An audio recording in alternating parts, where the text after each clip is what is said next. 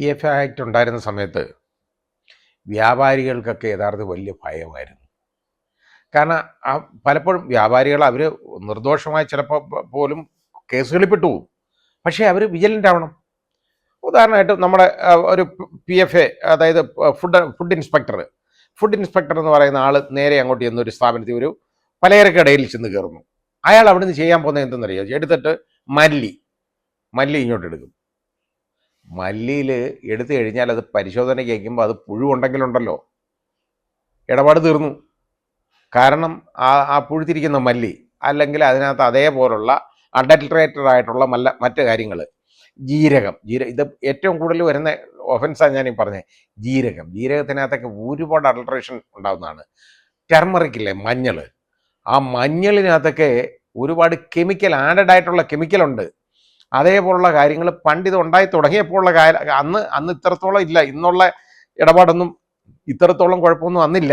എന്നാൽ പോലും അതുപോലെ എണ്ണ എന്നൊക്കെ പറയുന്നത്, ഇത് പാലൊക്കെ പരിശോധിക്കുമ്പോൾ ഉണ്ടല്ലോ, അതിനകത്ത് അതിൻ്റെ സ്റ്റാൻഡേർഡ് അല്ലാതെ പോന്നെങ്കിൽ വലിയ ഒഫൻസ് അല്ലേ അത്? അതിനൊക്കെ ഉറപ്പ് ജയിൽ ശിക്ഷ ഉള്ളതാണ്. അതേപോലെ തന്നെ പിക്കിളിൻ്റെ മുകളിൽ ഇത്ര ഇതാണ് അതിൻ്റെ അളവ് കൊടുത്തിട്ടുണ്ട്. അത്രത്തോളം എണ്ണ അതിൽ കാണണം. കാരണം ആ പിക്കിൾ കേടാവാതിരിക്കാൻ വേണ്ടിയാണ്. ഈ രീതിയിലുള്ള വളരെ കർശന പിക്കിൾ എടുത്ത് പരിശോധിച്ചാൽ വലിയ കുഴപ്പമാണ്. അതിനകത്ത് ആഡഡ് ആയിട്ടുള്ള എന്തുണ്ടെങ്കിലും അഡൾട്രേഷനാണ്. അഡൾട്രേറ്റഡ് ആയിട്ടുള്ള കാര്യങ്ങൾ വരുന്നുണ്ടെങ്കിൽ വലിയ ഒരു പ്രശ്നം വരും. പണ്ട് രസകരമായ ഒരു സംഭവം ഉണ്ടായിട്ടുണ്ട്. മദ്രാസ് ഹൈക്കോടതിയിലാണ് കേട്ടോ. മദ്രാസ് ഹൈക്കോടതിയിൽ ഒരു ജസ്റ്റിസ് അയ്യർ ഇരിക്കുമ്പോൾ അദ്ദേഹത്തിന് മുമ്പിൽ ഒരു കേസ് ആർഗ്യൂ ചെയ്യുകയാണ്. കേസ് ആർഗ്യൂ ചെയ്ത് ഒരു വലിയ സീനിയർ ലോയറാണ് ആർഗ്യൂ ചെയ്തത്. കോഫി വിത്ത് ചിക്കറി, അതായത് കോഫിയിൽ ചിക്കറി ചേർത്തു, ആ ചിക്കറിയുടെ അളവ് കൂടുതലായിരുന്നു, അത് അഡൾട്രേറ്റഡ് ആണ്. അതിൻ്റെ അഡൾട്രേഷനാണ് ആ പറഞ്ഞത് കേട്ടോ. അപ്പോൾ ആ അഡൾട്രേഷൻ്റെ കാര്യം പറഞ്ഞു കഴിഞ്ഞപ്പോൾ പറഞ്ഞ ഇത് അഡൾട്രേഷൻ ആവത്തില്ല, കാരണം chicory is costly then coffee.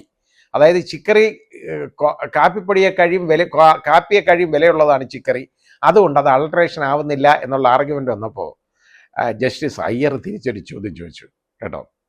അതായത് അഡൾട്രേഷൻ ആയാലും അഡൾട്ടറി ആയാലും സബ്സ്റ്റിറ്റ്യൂട്ട് എന്ന് പറയുന്നത് ഒറിജിനലിനെ കഴിയും നല്ലതാണ് എന്നുള്ള ആർഗ്യുമെൻ്റ് നിൽക്കത്തില്ലെന്ന് മനസ്സിലായി പറഞ്ഞതാണ് എന്ന് പറയുന്ന പോലെ ഉള്ളൂ.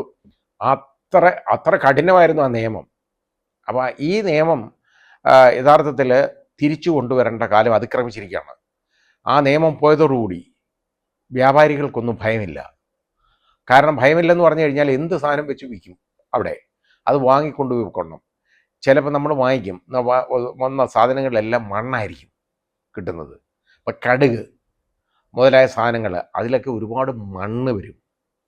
ഈ മണ്ണിൻ്റെ വിലയും നമ്മൾ കൊടുക്കണം, ഈ വാങ്ങിക്കുന്നവൻ. അപ്പോൾ അഡൾട്രേഷൻ എന്ന് പറയുന്നത് ഇപ്പോൾ ഇഷ്ടംമാതിരിയാണ്. പയർ വാങ്ങിക്കുന്നു, അതൊക്കെ അരിക്കാതെ നമുക്കെടുത്ത് കഴിക്കാൻ ഒക്കത്തില്ല, കാരണം നമ്മുടെ പല്ലൊടിഞ്ഞു പൊട്ടിപ്പോകും. ആ രീതിയിലാണ് അതുപോലെ വരുന്നു. ഇതിൻ്റെയൊക്കെ സ്റ്റാൻഡേർഡ് പ്രിസ്ക്രൈബ് ചെയ്തിട്ടുണ്ട്. അതിനകത്ത് ഫോറിൻ സബ്സ്റ്റൻസോ അഡൾട്രേറ്റഡ് ആയിട്ടുള്ള സബ്സ്റ്റൻസോ ഉണ്ടെങ്കിൽ 3 നേരം ജയിൽ ശിക്ഷയുണ്ട്, അതിനകത്ത് പോണം. അപ്പോൾ അങ്ങനെ ഒരുപാട് സംഭവങ്ങളുണ്ടായിരുന്നു അതിനകത്ത്. പിന്നെ അതിൻ്റെ ആ നടപടിക്രമങ്ങളെന്ന് പറഞ്ഞാൽ വളരെ വലുതാണ്. കാരണം അതിപ്പം ഈ ഒരു സാധനം എടുക്കുന്നു, അവിടെ വെച്ച് തന്നെ ഈ സാധനം അതിൽ നിന്ന് സാമ്പിളിങ് നടത്തി അത് 3 സാമ്പിളായിട്ട് മാറ്റുക. ഒരു സാമ്പിള് 2 എണ്ണം അവിടെ പരിശോധനയ്ക്ക് അവിടെ ലോക്കൽ അതോറിറ്റി സൂക്ഷിക്കും. ഒരു എണ്ണം പരിശോധനയ്ക്കായിട്ട് ലാബിലേക്ക് അയക്കും.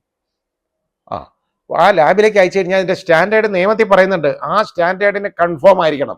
അവരല്ലെങ്കിൽ ഉണ്ടല്ലോ, അത് കർശനമായ പരിശോധനയാണ് നടക്കുന്നത്, വെറുതെ ഒന്നുമല്ല. അവിടെ അങ്ങ് പിടിക്കാനും വലിക്കാനും ഒന്നും ഒക്കത്തില്ല. അന്ന് അവിടുന്ന് വരുന്ന റിപ്പോർട്ടെന്ന് പറയുന്നത്, ആദ്യം ഒരു റിപ്പോർട്ട് കിട്ടും, അഡൾട്രേറ്റഡ് ആണ്, it does not confirm to the standard prescribed എന്ന് പറഞ്ഞ് അടിച്ച് വന്നു കഴിഞ്ഞാൽ തീർന്ന്.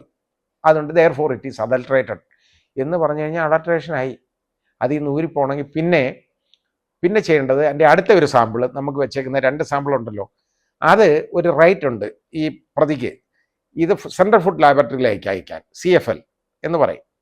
അവിടേക്ക് അയക്കാൻ ഒരു ആപ്ലിക്കേഷൻ കൊടുക്കണം. അതായത് അന്നത്തെ ആക്ടിൻ്റെ 13(2) അനുസരിച്ച് ഉള്ള ഒരു ആപ്ലിക്കേഷനാണ്. അതങ്ങോട്ട് കൊടുക്കണം. അത് കൊടുത്തു കഴിഞ്ഞാൽ, ആ ആപ്ലിക്കേഷൻ കൊടുത്തു കഴിഞ്ഞാൽ ഈ സാമ്പിൾ പ്രൊഡ്യൂസ് ചെയ്യാൻ പറയും. എന്നിട്ട് അത് സെൻട്രൽ ഫുഡ് ലാബറട്ടറിയിലേക്ക് അയക്കണം. അങ്ങനെ വരും. അപ്പോൾ അങ്ങനെ വരുമ്പോൾ അത് അവിടെ പരിശോധന കഴിയുമ്പം അവിടുന്ന് റിസൾട്ട് വന്നു കഴിഞ്ഞാൽ ഇത് അഡൽട്രേറ്റഡ് അല്ല എന്ന് വന്നു കഴിഞ്ഞാൽ ഇതിനെ മറ്റേതിനെ സൂപ്പർസീഡ് ചെയ്യും. അതുകൊണ്ട് അഡൽട്രേറ്റഡ് അല്ല, അതോടുകൂടി പോകാം. അതല്ല, അത് അഡൽട്രേറ്റഡ് ആണ് എന്ന് വന്നു കഴിഞ്ഞാൽ വേറെ മാർഗമൊന്നുമില്ല, അതിനകത്ത് ജയിലിൽ കിടന്നേ പറ്റൂ. അത്രത്തോളം സ്ട്രിഞ്ചൻ്റ് ആയിട്ടുള്ള ഒരു നിയമമാണ്. അല്ലെങ്കിൽ അതിനകത്ത് വേറെ എന്തെങ്കിലും പ്രൊസീജിയർ ലാബ്സ് ഉണ്ടായിരിക്കണം. ഉദാഹരണമായിട്ട് ഒരു കേസിനകത്ത് എനിക്ക് ഓർമ്മയുള്ളത്, അപ്പം ഞാൻ ഇത് ഒരുപാടെണ്ണം ചെയ്യുമല്ലോ, ചെയ്തതിനകത്ത് ഞാൻ അതായത് ഈ CFLലേക്ക് അയക്കാനായിട്ട് ആപ്ലിക്കേഷൻ കൊടുത്തു, സെൻട്രൽ ഫുഡ് ലാബറട്ടറിയിൽ അയക്കാൻ ആപ്ലിക്കേഷൻ കൊടുത്തു. ആപ്ലിക്കേഷൻ കൊടുത്തു കഴിയുമ്പോൾ നമ്മൾ ചെയ്യാൻ എന്താ പറയുക, കോടതി നമുക്കൊരു ഉത്തരവ് തരും. അതായത് ഈ നിങ്ങൾ ഇത് അയക്കാനുള്ള പെട്ടി, അതിൻ്റെ ഒരു ഇത് അയക്കാനുള്ള ഒരു പെട്ടിയുണ്ട് കേട്ടോ, അതിൻ്റെ തുണിയുടെ കവറ്, ഇത് പിന്നെ സീൽ ചെയ്യാനുള്ള വാക്സ്, ഇതെല്ലാം പ്രൊഡ്യൂസ് ചെയ്യാൻ പറയും. അപ്പോൾ ഇതിനകത്തിട്ട് ഭദ്രമായിട്ട് അയക്കാൻ വേണ്ടിയാണ്.